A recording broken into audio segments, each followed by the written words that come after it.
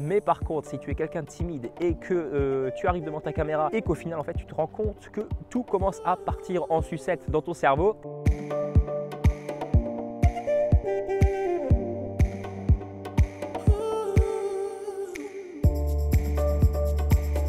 bienvenue dans cette nouvelle vidéo, j'espère que tu vas bien. Aujourd'hui se termine mon challenge, une vidéo par jour pendant 30 jours et je vais te donner un peu mon retour d'expérience, un peu ce que ça m'a apporté à moi et ce que ça peut t'apporter à toi de te lancer ce genre de challenge. Et je vais également répondre à cette question que tu te poses peut-être si tu débutes sur YouTube, à quelle fréquence publier des vidéos, surtout pour progresser rapidement et surtout également pour fédérer une communauté.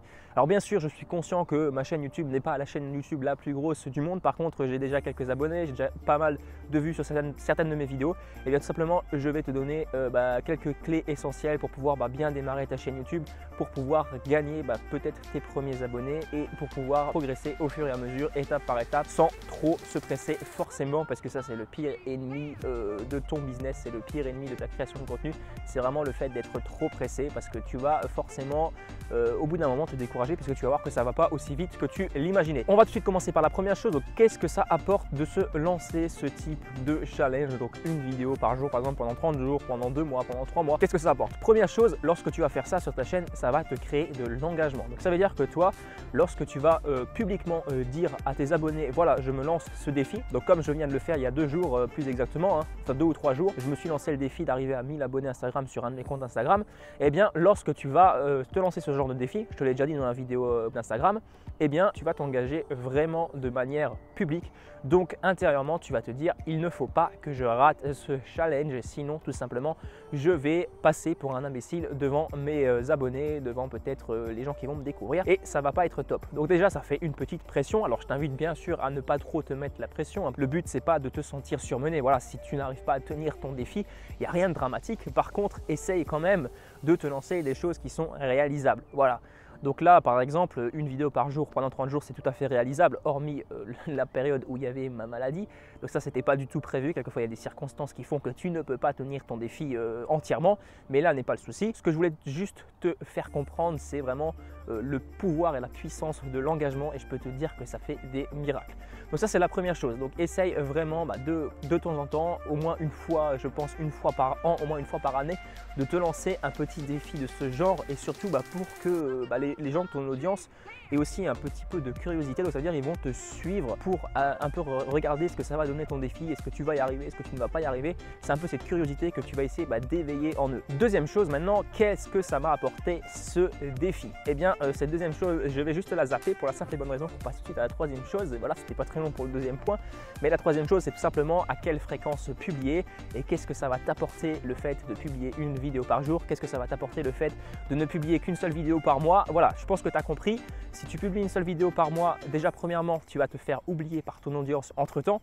Donc ça, c'est pas évident. Et ensuite, ce que tu devras faire, ce seront des vidéos de très bonne qualité et des vidéos qui durent vraiment longtemps, surtout si tu te fais oublier pendant un mois. Alors pendant 2 semaines, ça va un peu mieux. Pendant une semaine, je dirais que c'est l'idéal en fait. C'est un bon rythme, je pense, une vidéo par semaine, surtout pour débuter. Mais par contre, pour toi, donc ça c'est pour ton audience, on parlait de ton audience, mais pour toi, pour t'entraîner, si tu n'es pas à l'aise devant une caméra, si tu ne sais pas parler en public, si tu n'as aucune idée de comment formuler tes phrases lorsque tu fais ta première vidéo, c'était mon cas, hein. Franchement je me paumais, je ne savais pas quoi dire, j'étais devant ma caméra comme un con alors que j'avais prévu mon sujet. Mais en fait c'est bien beau, lorsque tu écris un truc, donc tu es sur ton papier, tu écris ton sujet, tu écris ton plan, c'est bien, tout est coordonné dans ta tête. Mais par contre, si tu es quelqu'un de timide et que tu arrives devant ta caméra et qu'au final en fait tu te rends compte que tout commence à partir en sucette dans ton cerveau, et bien tout simplement c'est vraiment pas évident. Et la meilleure solution pour ça, c'est de t'entraîner le plus souvent possible, et c'est tout simplement de faire une vidéo par jour. C'est ce que j'ai fait au début de ma chaîne d'ailleurs, et je vais te dire honnêtement, je vais te l'avouer honnêtement, parce que ça je l'ai jamais dit sur ma chaîne, je m'étais lancé ce challenge pendant un an. Je voulais faire une vidéo par jour pendant un an. Malheureusement je l'ai abandonné et franchement je peux te dire que je le regrette. Pourquoi?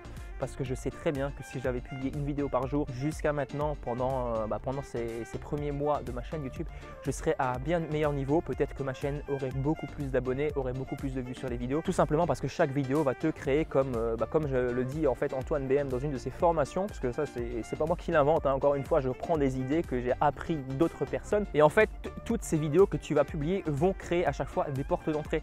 Donc des portes d'entrée potentielles de trafic. Donc plus tu auras de portes d'entrée, plus les gens seront susceptibles de découvrir tes vidéos. Parce qu'en fait, tu regardes, si par exemple dans toute ton année, tu ne publies que 4 ou 5 vidéos, il y aura 4 ou 5 vidéos qui vont peut-être potentiellement attirer des gens. Sur ces 4 ou 5 vidéos, il y aura peut-être une qui va fonctionner. Et encore, hein, si tu débutes, hein, c'est pas forcément évident de faire sortir une vidéo, donc une sur 5 qui va être bien faite au niveau du référencement. Ça demande pas mal d'expérience.